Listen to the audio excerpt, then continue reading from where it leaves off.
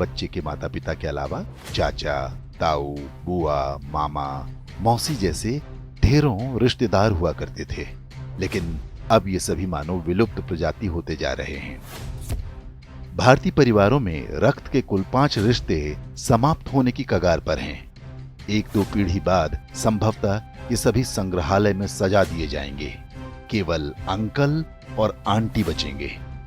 इसे इस तरह समझा जा सकता है, यदि किसी दंपत्ति के 2 पुत्र और 2 पुत्री हैं, तो उनके सभी 5 रिश्ते यानी ताऊ, चाचा, बुआ, मामा और मौसी होंगे।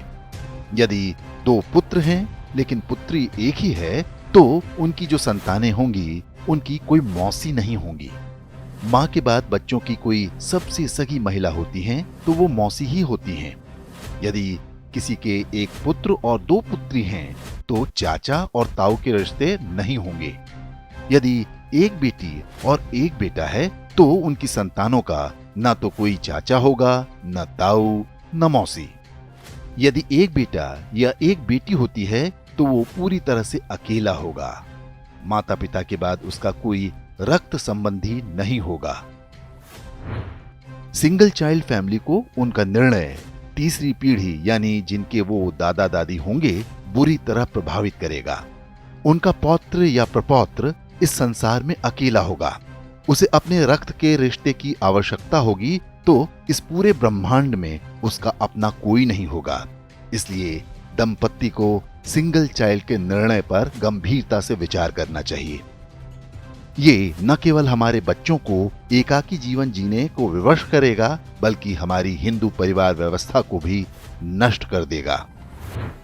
पश्चिमी देशों में सिंगल चाइल्ड पॉलिसी भारत से पहले आरंभ हो गई थी। वहां पर इसके भयावह परिणाम सामने आने लगे हैं। ब्रिटिश विद्वान डेविड सेलबॉर्न ने एक पुस्तक लिखी है जिसका नाम है द लूजिंग बैटल विद इस्लाम।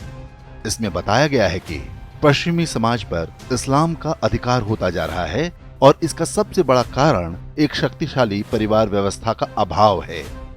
यूरोपीय देशों में परिवार नाम की संस्था लगभग समाप्त हो चुकी है। लोग विवाह करना पसंद नहीं करते। समलैंगिकता, अवैध संबंध, लिव इन रिलेशन जैसी कुरीतियां सामान्य बात हैं।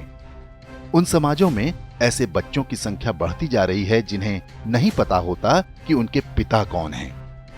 बूढ़े माता पिता को घर में रखने को कोई तैयार नहीं। ओल्ड एज होम में उनका बुढ़ापा बीतता है। यूरोपीय देशों में आज राजनीतिक दल परिवार को बचाने का वादा अपने चुनावी घोषणा पत्र में करने लगे हैं। ऑस्ट्रेलिया में तो फैमिली फर्स्ट नाम से एक राजनीतिक दल भी बन गया है। पश्चिमी देशों के समाजशास्त्रियों की सबसे बड़ी चिंता ये है कि परिवार व्यवस्था को कैसे बचाया जाए। इस सब के लिए उनके पास यही सुझाव है कि 1 से अधिक बच्चे पैदा हों। अब यही चुनौती भारतीय समाज के सामने भी खड़ी होने जा रही है। क्या हम समय रहते सतर्क हो पाएंगे या हमारे साथ भी वही होगा जो पश्चिमी देशों के साथ हो रहा है?